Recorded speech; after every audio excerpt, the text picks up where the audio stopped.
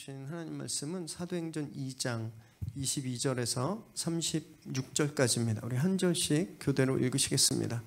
이스라엘 사람들아 이 말을 들으라. 너희도 아는 바와 같이 하나님께서 나사렛 예수로 큰 권능과 기사와 표적을 너희 가운데서 베푸사 너희 앞에서 그를 증언하셨느니라. 그가 하나님께서 정하신 뜻과 미리 아신 대로 내준 바 되었거늘 너희가 법 없는 자들의 손을 빌려 못 박아 죽였으나 하나님께서 그를 사망의 고통에서 풀어 살리셨으니 이는 그가 사망에 매여 있을 수 없었음이라. 다윗이 그를 가리켜 이르되 내가 항상 내 앞에 계신 주를 배웠으며 나로 요동하지 않게 하기 위하여 그가 내 우편에 계시도다. 그러므로 내 마음이 기뻐하였고 내 혀도 즐거워하였으며 육체도 희망에 거하리니 이는 내 영혼을 음부에 버리지 아니하시며 주의 거룩한 자로 썩음을 당하지 않게 하실 것이미로다.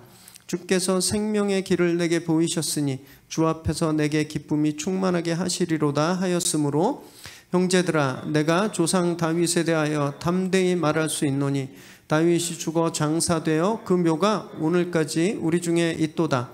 그는 선지자라. 하나님이 이미 맹세하사 그 자손 중에서 한 사람을 그 위에 앉게 하리라 하심을 알고 미리 본고로 그리스도의 부활을 말하되 그가 음부에 버림이 되지 않고 그의 육신이 썩음을 당하지 아니하시리라 하더니 이 예수를 하나님이 살리신지라. 우리가 다 이 일의 증인이로다. 하나님이 오른손으로 예수를 높이심에 그가 약속하신 성령을 아버지께 받아서 너희가 보고 듣는 이것을 부어 주셨느니라. 다윗은 하늘에 올라가지 못하였으나 친히 말하여 이르되 주께서 내 주에게 말씀하시기를 내가 내 원수로 내 발등상이 되게 하기까지 너는 내 우편에 앉아 있으라 하셨도다 하였으니 함께 읽습니다. 그런즉 이스라엘 온 집은 확실히 알지니 너희가 십자가에 못 박은 이 예수를 하나님이 주와 그리스도가 되게 하셨느니라 하니라. 아멘. 오늘 우리에게 주시는 하나님의 말씀입니다. 제가 영화를 되게 좋아합니다. 그래서 요즘 시간이 없어서 많이 못 보고 있지만 또 쉬는 날 또 이렇게 자주 보려고 그렇게 하고 있는데요. 얼마 전에 신문 보니까 넷플릭스 가입자가 몇 달 사이에 몇십 배가 증가했다고 그러더라고요. 집에 계신 시간이 많으니까 그런 TV 보시는 시간이 많아서 그런가 보다 했는데 하여튼 그 영화 중에 제가 진짜 그 최고로 뽑는 영화가 있습니다. 이 반전 영화인데 이게 반전 이렇게 전쟁을 반대하는 영화가 아니라 트위스티드 무비 이렇게 스토리가 큰 반전이 있는 1995년에 나온 유주얼 서스펙트라는 영화예요. 보신 분이 있으시면 이렇게 수긍하실 텐데요. 이 주연이 케빈 스페이스입니다. 지금 넷플릭스 부동의 1위 시리즈 하우스 오브 카드의 주인공 역할을 하는 그분이 거의 무명 때 찍은 영화예요. 이 영화로 완전히 일약 스타덤에 오르게 되었는데요. 이 영화의 러닝타임이 1시간 한 48분 정도 됩니다. 그런데 마지막 30초 그때 소름 돋는 대반전이 딱 일어납니다. 그 30초가 그 전에 1시간 47분 30초를 다 지배해버려요.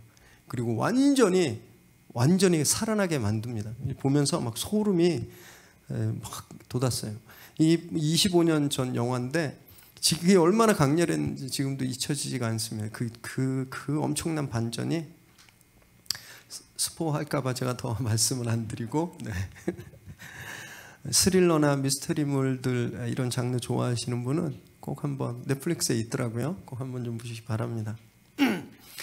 오늘 본문에는요 꼭 그런 이야기가 나옵니다.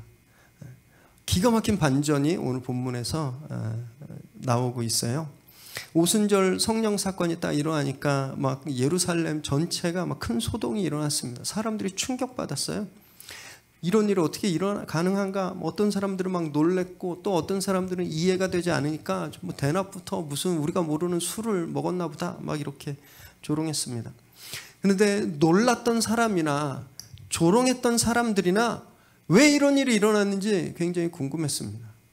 도대체 무슨 일인가? 그렇게 궁금해하는 사람에게 오늘 베드로가 그 답을 주고 있죠.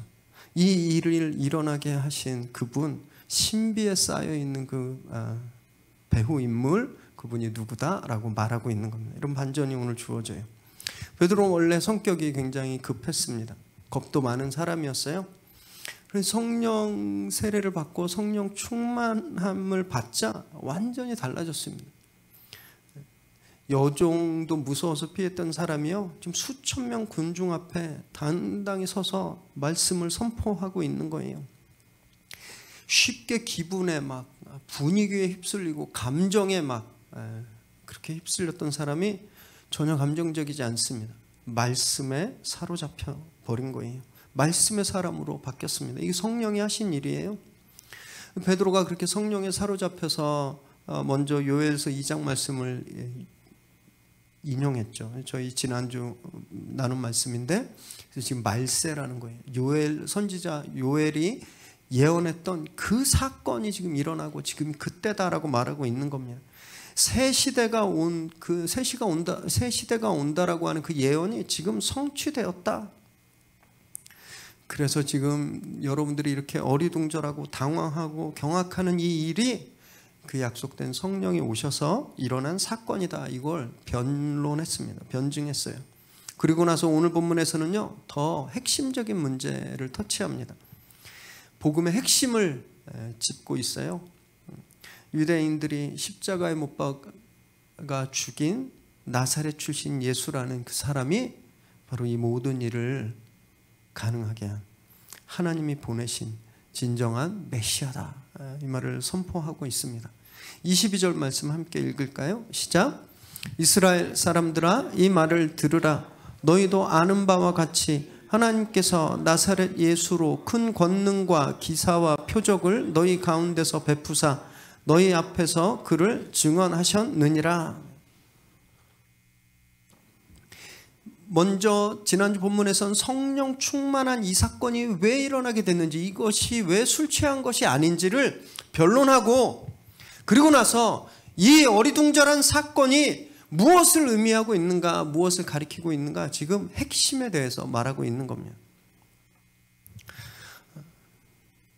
하나님이 나사렛 예수 그리스도 그를 너희 가운데 증언하셨다라고 말하고 있는데요. 근데 여기서 저희가 좀 살펴봐야 될 것은 베드로가 이 군중들을 이스라엘 사람들아 이렇게 부르고 있다라는 겁니다. 이스라엘 사람들아. 14절 기억하시죠? 다? 네, 14절에서는 뭐라고 불렀냐면요, 유대인들과 예루살렘에 사는 모든 사람들아 이렇게 불렀습니다. 14절에선. 그런데 여기선 지금 같은 자리예요. 같은 자리고 같은 군중들입니다. 그런데 여기선 호칭을 바꿨어요.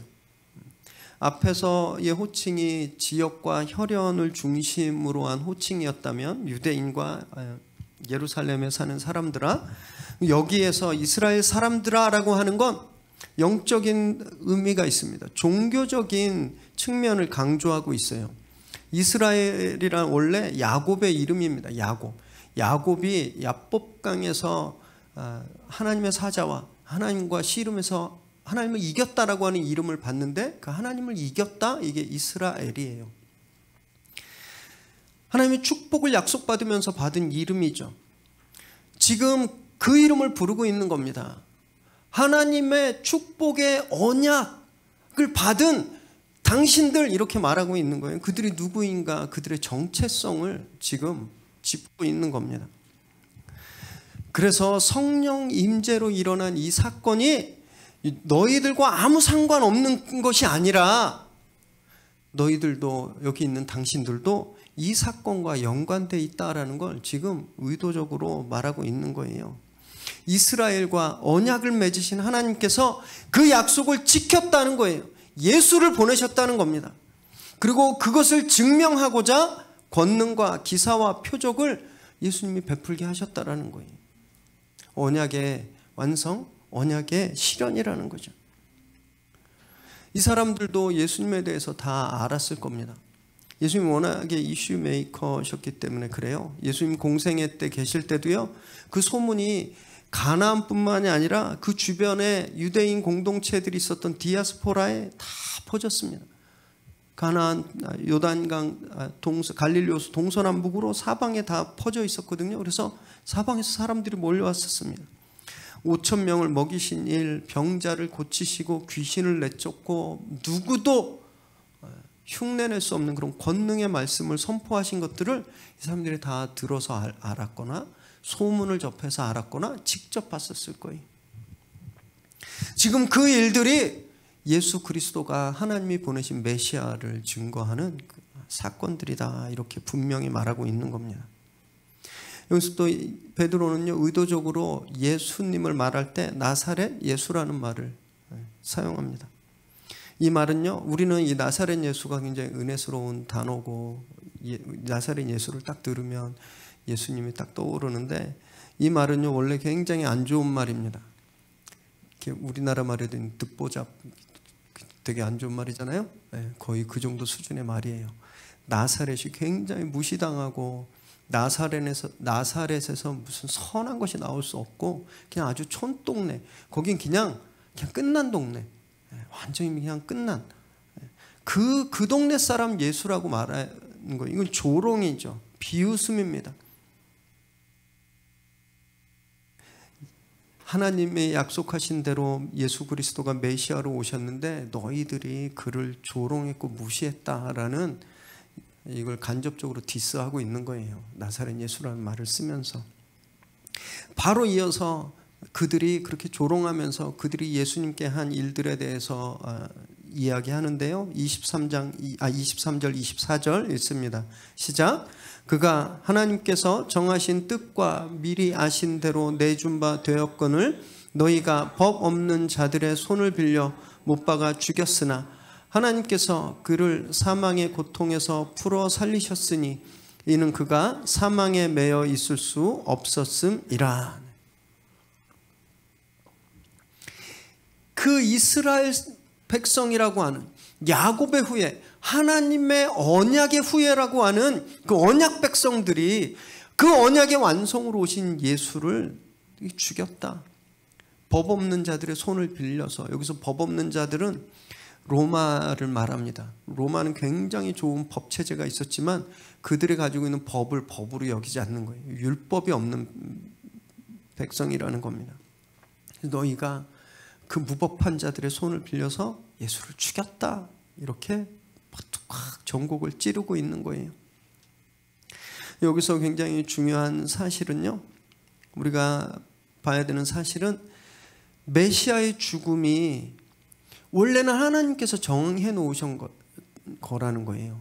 그냥 우연히 운이 없어서 그냥 죽임당하신 것이 아니라 가다 교통사고 나듯이 그렇게 비명 행사한 것이 아니라 하나님이 원래 정해 놓으셨다라는 겁니다. 그리고 더 놀라운 건 그걸 메시아도 알고 있었다라는 거예요. 그래서 하나님의 그 계획에 당신을 내주셨다. 그래서 그가 죽게 된 거다라고 말합니다. 동시에 너희들의 죄 때문에 너희들이 그분을 살인했다라는 것도 말하고 있는 거예요. 하지만 하나님께서는요, 그분을 다시 살리셨다라는 겁니다. 왜냐하면 그가 죽음에 속박될 수 없었기 때문에. 엄청난 내용을 지금 설교하고 있는 거예요. 22절에서는요, 예수님이 3년간 하셨던 지상에서의 공생애를 한마디로 표현한 거고요. 23절은 고난과 십자가 죽음에 대해서, 그리고 24절은 부활까지, 정말 예수 그리스도를 통해 보여준 이 복음의 핵심을 짚고 있는 거예요. 또 여기서 굉장히 중요한 신학적 메시지를 주고 있는데, 이 하나님의 섭리와 사람의 자유의지와의 관계입니다. 하나님께서 미리 정하셨다라는 것, 이게 섭리잖아요. 하나님이 정해놓으신 것, 섭리. 그런데 사람들이 죄로, 자기들의 죄된 의지로 예수를 죽였습니다. 이건 자유의지의 영역이거든요. 이 관계가 어떤 관계인지 여기서 지금 말하고 있는 겁니다. 우리는요, 종종 이런 실수를 할 때가 있어요. 큰 사고가 나거나 비극적인 사건이 일어나면 하나님께서 하신 일이다, 이렇게 생각할 때가 있습니다. 그래서 어떤 이렇게 가끔 뭐 그런 분 봤어요. 운전하다 사고 나면 제일 먼저 떠오르는 게 내가 하나님한테 뭐 잘못했나? 막 이런. 그래서 뭐라고도 이야기하냐면 하나님께서 쓰나미를 보내셔서 타락한 도시를 심판하셨다. 또 코로나 초기에는 진짜 그렇게 얘기하는 일도 있었는데 중국이 공산 국가라 하나님이 코로나 바이러스로 뭐 치셨다. 뭐 이렇게 얘기했습니다. 그로부터 몇 개월 후 기독교 국가라고 하는 나라들이 지금 어마어마하게 피해를 당하고 있는데 이렇게 생각하는 건요, 하나님의 섭리를 오해한 거예요. 오해. 하나님께서 다스리신다. 하나님께서 주관하시고 하나님의 섭리다. 이거는요, 프로그램 개발자가 프로그램을 만드는 것과 다릅니다. 프로그램은 개발자가 만드는 대로 돌아가게 돼 있어요. 그죠? 오차가 있으면 안 됩니다. 그런데 하나님은 그런 식으로 우리에게 당신의 섭리를 이루지 않으신다라는 거예요. 하나님은 인간의 자유의지를 통해서 당신의 섭리를 이루어 가신다라는 겁니다. 인간이 무슨 선택을 하든지 간에 심지어 악하고 죄된 선택을 해도 궁극적으로 끝에 가면 하나님의 뜻이 이루어진다라는 것, 그걸 지금 베드로가 여기서 말하고 있는 겁니다. 십자가가 바로 그 사건이다. 십자가가 그걸 명백하게 보여주는 거다라고 말하는 거예요. 유대인들이 메시아를 거부했죠. 그래서 자기들의 의지로 예수를 죽였습니다. 이건 악한 의지잖아요. 그런데 그 죽음의 자리에서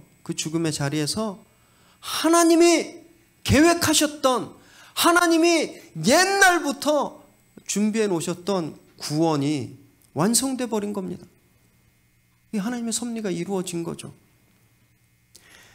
그래서요, 하나님의 100% 주도적인 계획과 인간의 100% 자유의지가 충돌하지 않고 이 십자가에서 딱 만난 거죠. 그래서 하나님의 뜻이 이루어진 겁니다. 인간의 자유의지와 하나님의 섭리는요, 충돌하지 않습니다. 그렇게 보일 수 있어요. 그렇게 보일 수 있어요. 하나님이 이쪽 방향으로 가길 원하시는데 내가 싫어요. 그리고 이쪽 방향으로 가면 하나님이 원하시는 일이 이루어지지 않을 것처럼 생각될 수 있지만, 그러나 끝에 가보면 하나님이 원하는 일이 이루어져 있는 것을 보게 된다는 거예요. 그렇다고 오해하시면 안 돼요. 하나님이 다 다스리시니까, 하나님 섭리가 있으니까 나는 맘대로 해도 되겠네? 맘대로 해도 하나님 일은 일어나니까? 그리고 아무것도 안 해도 된다는 말씀이 전혀 아닙니다. 하나님의 섭리가 있음에도 불구하고 악한 사람들의 행동은 죄라는 거예요. 죄가 안 된다는 것이 아닙니다.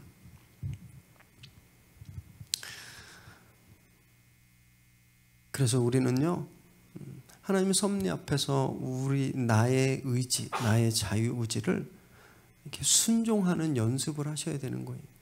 예수님이 당신을 내어주셨다 그랬잖아요. 하나님의 계획에 당신을 내어주셨다고 순종하시기로 결단하신 겁니다.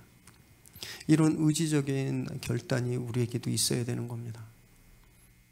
그래야 우리가 악한 툴로 하나님의 뜻을 이루는 그런 악한 도구가 되는 것이 아니라 정말 하나님이 사용하시기에 좋은 하나님의 도구가 되는 거예요. 그때 정말 성경이 우리에게 말씀하고 있는 그 부활의 기쁨, 그 영광에 우리가 참여하게 되는 겁니다. 베드로가 지금 여기서 하고 있는 설교는요, 사도행전에서 행해진 최초의 부활 설교입니다. 부활 설교. 예수께서 다시 사신 이유 죄가 없으셨기 때문이에요. 죄가 없으시니까 사망이 그를 붙들어맬 수 없었습니다. 죄의 삭은 사망인데 죄가 없으시니까 죽음이 침범할 수가 없었던 거예요. 그럼에도 불구하고 예수 그리스도께서 십자가에 죽으셔야만 했던 이유는 당신의 죄 때문이 아니라 바로 나의 죄, 우리의 죄 때문이었다라는 겁니다. 아담이 범죄한 후에 모든 생명은 사망의 권세 아래 놓여 있게 되었습니다. 예외가 없어요. 그 이후로 죽음을 초월한 존재는 없었습니다. 물론 죽음을 보지 않고 하늘로 올라간 단 2명의 인물이 있었지만 그 외에는 단 한 명도 죽음을 초월할 수 없었습니다. 그런데 죄가 없는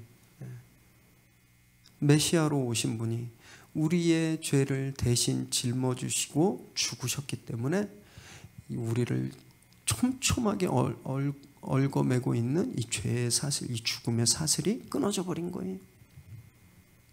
그리고 다시 사신 겁니다.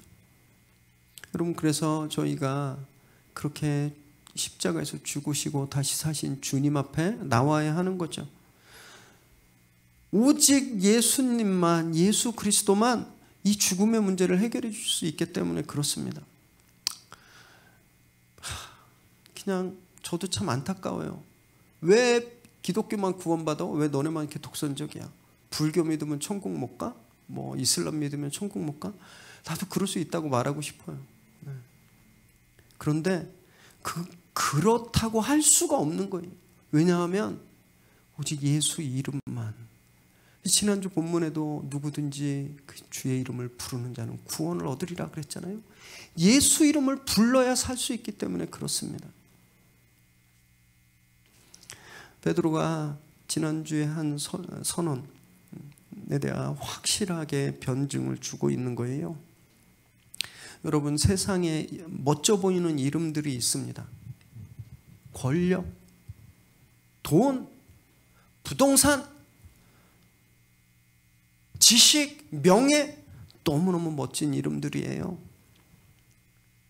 그런데 아무리 뛰어나고 아름다워도 그 이름들엔 죽음을 이길 힘이 없다는 것을 분명히 아시기 바랍니다.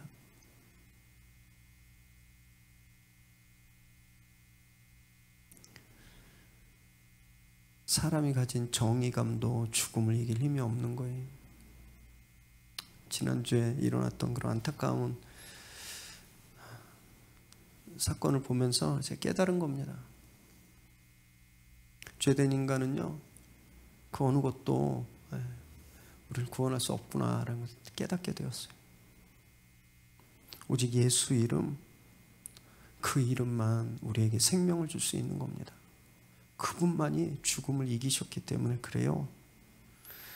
오늘 우리에게 있는 그 생명의 이름, 그 이름을 다시 한번 깊이 붙들게 되시길 바랍니다.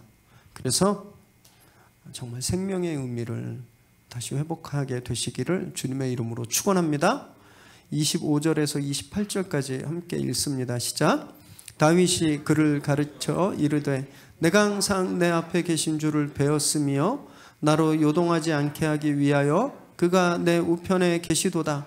그러므로 내 마음이 기뻐하였고 내 혀도 즐거워하였으며 육체도 희망에 거하리니 이는 내 영혼을 음부에 버리지 아니하시며 주의 거룩한 자로 썩음을 당하지 않게 하실 것이미로다. 주께서 생명의 길을 내게 보이셨으니 주 앞에서 내게 기쁨이 충만하게 하시리로다 하였으므로. 베드로는 여기서요, 예수님이 메시아다라는 또 다른 증거를 다윗의 노래에서 찾습니다. 이 25절에서 28절은요 시편 16편 8절에서 11절까지 말씀이에요.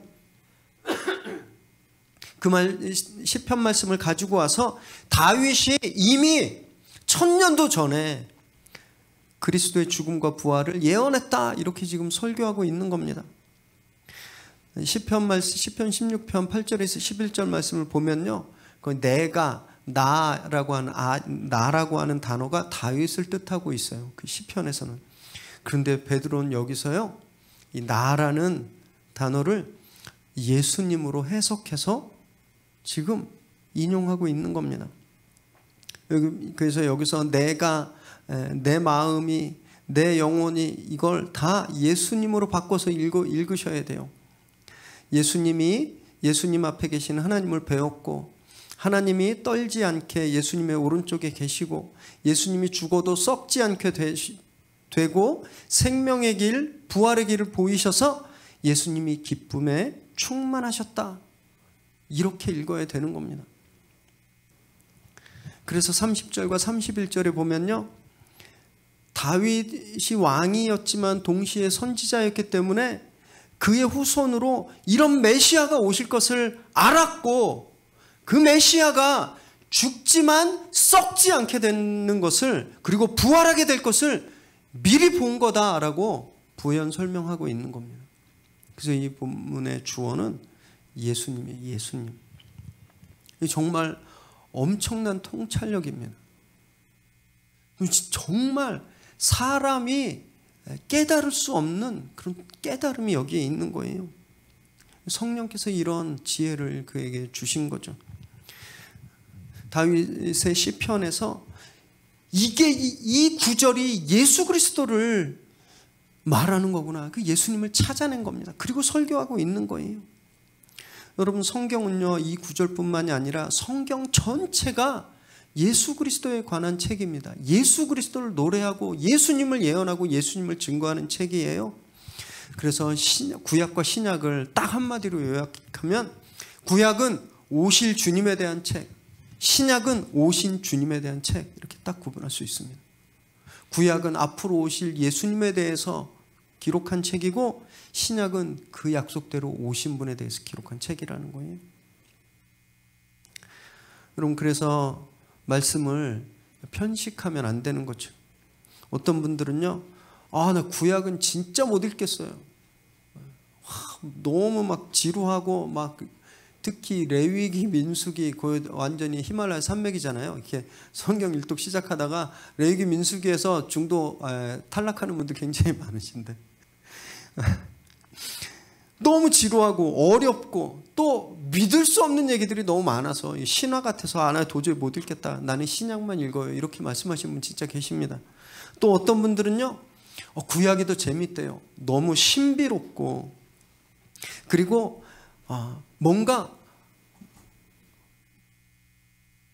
하나님에 대해서 더 사실적으로 막 묘사하는 것들이 있기 때문에 나는 구약이 더 좋습니다, 구약만 읽습니다, 이렇게 하시는 분 계신데, 여러분, 이건 건강하지 않습니다.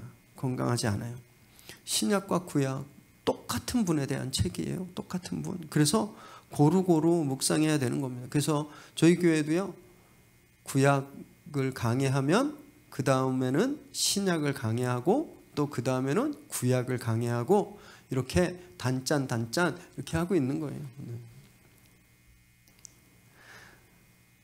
그러면서 저도요, 기도하고 있습니다. 이 본문이, 이 구절이, 어떤 구절이 주어지든지 간에 예수님을 증거할 수 있게 해달라고, 그런 통찰력을 달라고 기도하면서 설교를 준비하거든요.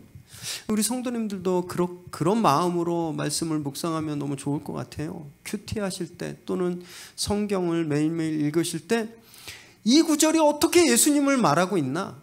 이 구절이 어떻게 예수님을 증거하고 있는가? 여러분, 이런 질문을 던지시면서 묵상하시기 바랍니다. 성령님께 지혜를 구하세요.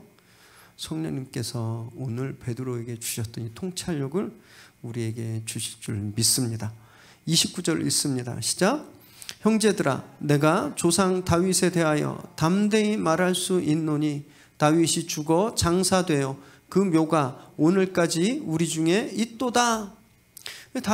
베드로는요, 이 다윗의 시편이 자기 자신, 다윗 자신에게 대한 것이 아니라 예수님에 대한 것이다라는 증거를 다윗의 무덤으로 지금 논증하는 겁니다. 전통적으로 예루살렘에는요, 실로암 연못 남쪽에 무덤들이 있는데 그 중에 하나가 다윗의 무덤이다라고 믿어져 왔어요. 그리고 지금도 그렇습니다. 마가의 기념교에 가까운 곳에 다윗의 무덤이라고 하는 그런 성지가 있어요. 이 진짜인지는 아무도 모릅니다. 그런데 어쨌든 다윗은 죽어서 무덤에 남아 있다는 거예요. 무덤까지. 그러니까 그가 음부에서 썩지 않을 것이라고 한 말은 자기 자신에 대해서 한 말이 아니다라는 것을 논리적으로 지금 논증하고 있는 겁니다. 그런데 여기서요, 호칭이 또 바뀌죠. 29절에 뭐라고 부르고 있죠? 형제들아 부르고 있는 거예요. 14절에서는 혈통적인 관점에서, 22절에서는 언약의 관점에서, 그런데 여기서는 훨씬 더 친근한 호칭인 형제들아 하고 있는 겁니다. 왜냐하면요, 그들을 사랑하는 마음이 있는 거예요. 당신들도 우리처럼 예수 그리스도를 믿고 구원받고 우리와 형제가 되기를 바란다. 이런 마음이 지금 이 호칭에 녹아 있는 겁니다. 베드로는요, 지금 단지 성경적인 지식만 전달하고 있는 게 아니에요. 예수님을 닮아가고 있는 겁니다.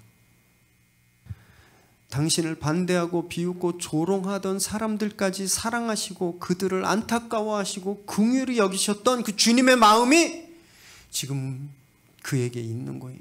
그 마음을 지금 그가 닮아가고 있는 겁니다. 여러분, 저는요, 사도행전에 이제 막 지금까지 기록되어 있고 또 앞으로도 계속 나올 기록인데 성령께서 일으킨 놀라운 변화들이 있어요. 성령께서 일으키신 놀라운 변화들, 저는 그 변화들 중에 가장 큰 변화가 바로 이거라고 생각합니다.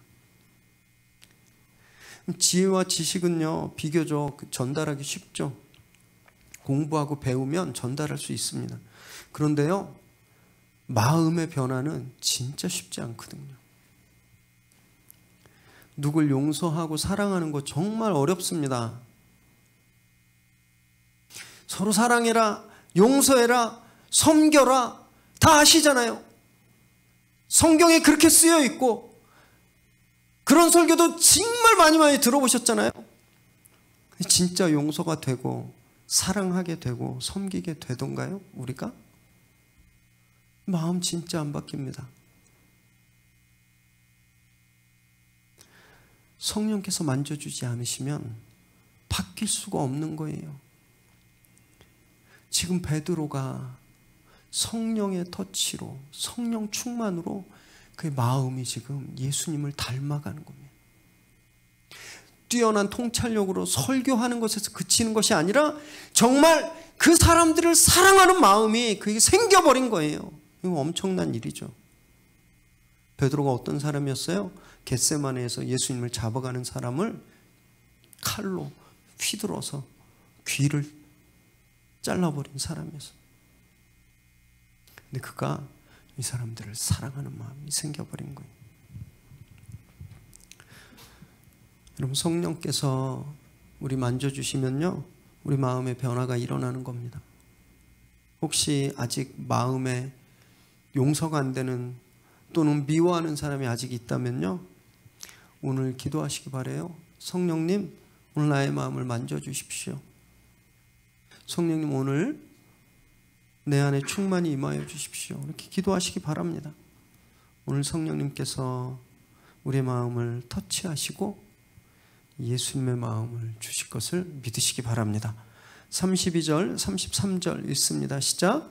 이 예수를 하나님이 살리신지라 우리가 다 이 일의 증인이로다. 하나님이 오른손으로 예수를 높이심에 그가 약속하신 성령을 아버지께 받아서 너희가 보고 듣는 이것을 부어 주셨느니라.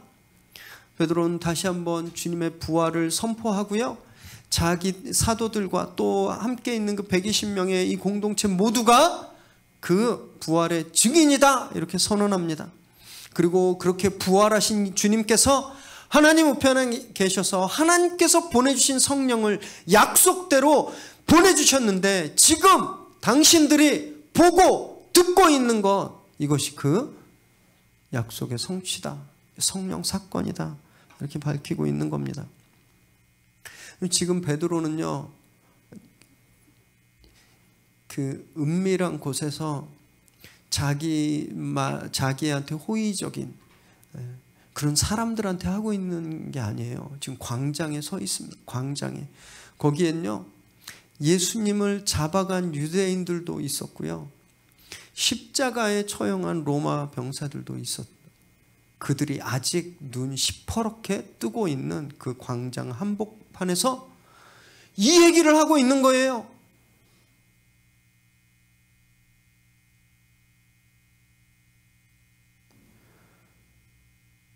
겁이 없어졌어요. 두려움이 없습니다. 왜 그런지 아세요? 예수님의 부활을 직접 봤기 때문에 그래요. 확실한 증거를 가지고 있으니까 두려움이 없는 겁니다. 여러분, 어떤 재판에 이렇게 휘말려서 재판받으러 법원에 갈 때요, 확실한 증거가 있는 사람은 하나도 안 두려워요. 확실한 증거 보이면 되니까. 내 무죄를 입증할 만한 확실한 증거가 있으면 겁날 게 없습니다. 그 추상 같은 검사나 그 포청청 같은 판사 앞에서도 겁나지 않아요. 왜? 증거가 있기 때문에. 베드로가 그래서 지금 두려움이 없어진 거예요. 예수 그리스도의 부활의 증거를 자기가 가지고 있기 때문에. 자기가 그걸 갖고 있기 때문에. 그래서 자기가 잡혀가고 핍박을 당하더라도 나는 그 증거를 가지고 있는 증인이야, 이렇게 선언하고 있는 겁니다. 그럼 부활의 증인으로 사는 건 이런 거예요. 두려움이 없는 겁니다. 겁이 없어지는 삶이에요. 여러분, 지금 베드로는 또 함께 성령 받은 120명의 공동체는 죽음도 두렵지 않은 부활의 증인으로 그 증거를 가지고 살았다면, 여러분, 우리는요 어떤 증거를 가지고 살아가고 있을까요?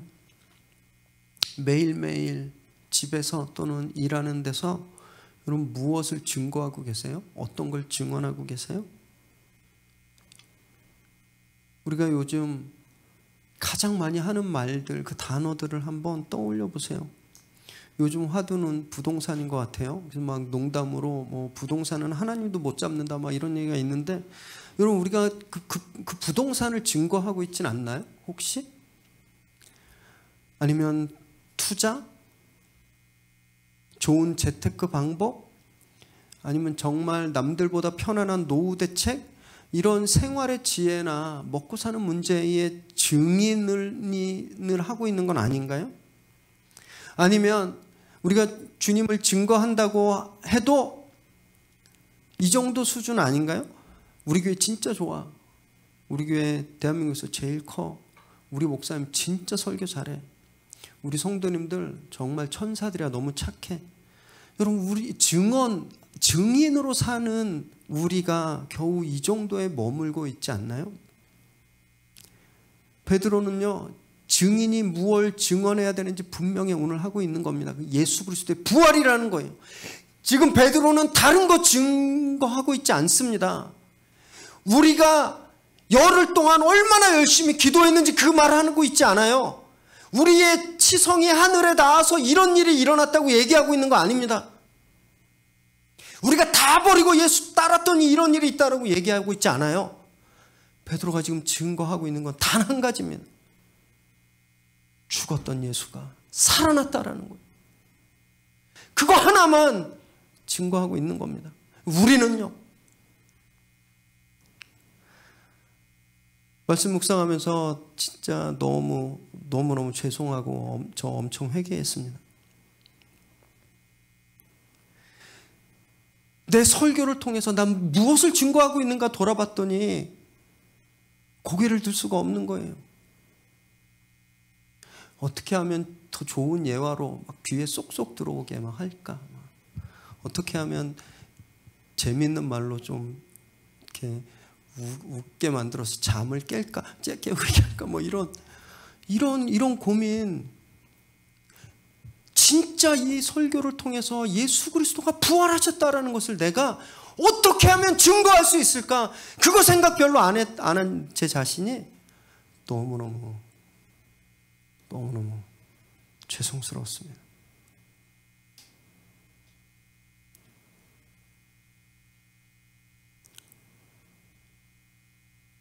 여러분, 우리는요, 세속적인 성공도, 교회 속에도 스타 목사 자랑 이거 하는 사람들이 아니라 오직 한 가지 사실, 예수께서 부활하셨다.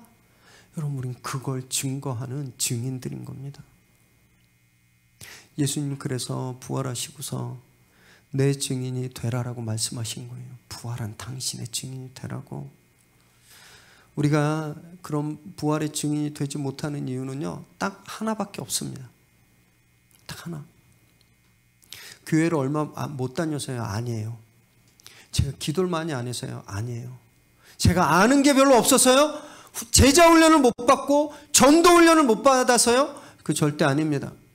우리가 부활의 증인이 되지 못하는 단 하나의 이유는요, 증거가 없어서 그래요. 증거. 요한복음 20장에 보면요, 제자들이 모여있을 때 예수님이 나타나셨습니다. 그런데 그 자리에 도마가 없었어요. 이거 칼도마 말고 도마가 없었어요. 나중에 도마가 왔는데 제자들이 막, 야, 주님 만났어, 주님 살아나셨어. 그러니까 도마가 뭐라 그랬냐면요, 나 못 믿어. 내가 그분의 손에 난 상처를 보고 내 손가락으로 그 상처를 만져보고 창에 찔린 옆구리에 손을 넣어보고 그렇게 확실한 증거를 가지면 내가 믿겠다 얘기했습니다. 그래서 주님이 진짜 얼마 후에 다시 나타나셨어요. 그래서 도마에게 만져봐 하셨습니다. 도마에게 그 증거를 주셨어요. 도마는 그 이후로요, 자기가 가진 증거를 증언하는 사람으로 살았습니다. 그래서 인도에까지 가서 거기서 순교했다고 전해져요. 그래서 인도에 가면 도마 성지에 보면 손가락이 있대요. 이때 예수님 만져본 그렇게 믿어지는 손가락.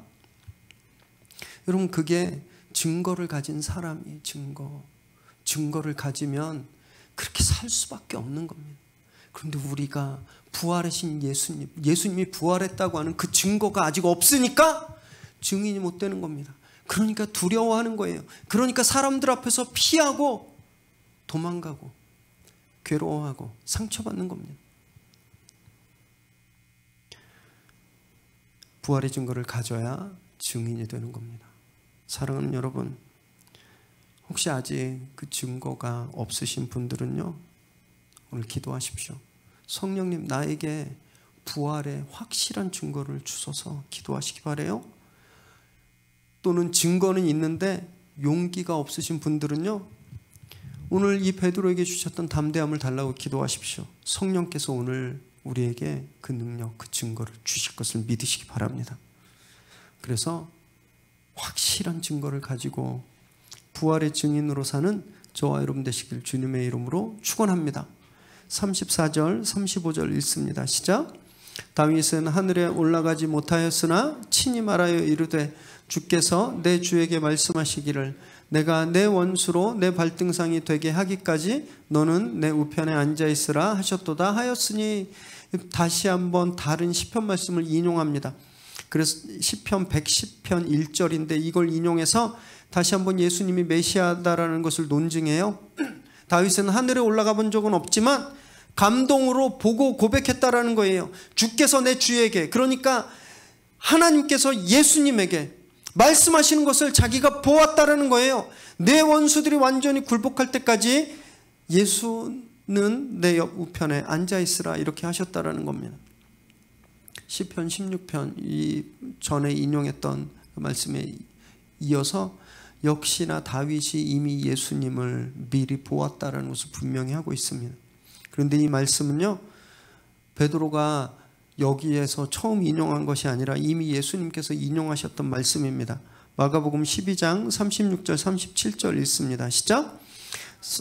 성령에 감동되어 친히 주께서 내 주께 이르시되 내가 내 원수를 내 발 아래 둘 때까지 내 우편에 앉았으라 하셨도다 하였느니라.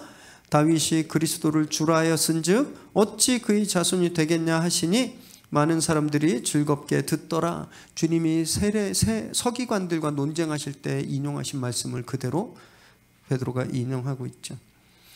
베드로는요, 틀림없이 이때 예수님이 이 말씀을 왜 하셨는지, 이것이 무엇을 뜻하는지 몰랐을 겁니다. 그러니까 자기 생각대로 막 혈기 부리고 배신도 하고 도망쳤던 거예요. 그런데 성령을 받으니까 딱 떠오른 겁니다. 주님이 그때 하신 말씀이 이 말씀이었구나 알게 된 거예요. 깨달아지면서 그 말씀이 그대로 입으로 지금 설교로 나오고 있는 겁니다. 성령께서 하셨어요. 여러분, 성경을 아무리 읽어도 마음에 와닿지 않는 분들, 또는 이 성경 말씀대로 살기 정말 어려우신 분들은요, 성령님께 요구하십시오. 성령님은요, 말씀이 우리 머리에서 가슴으로 전달되게 하고요, 이 감격과 감동이 우리 입과 우리 삶을 통해서 전해지게 하시는 분이세요. 성령의 능력을 힘입으시기 바랍니다. 오늘 그 성령 충만하심으로 말씀이 감동이 되고 또 체험이 되어서 증거되기를 정말 바랍니다. 36절 읽습니다. 시작.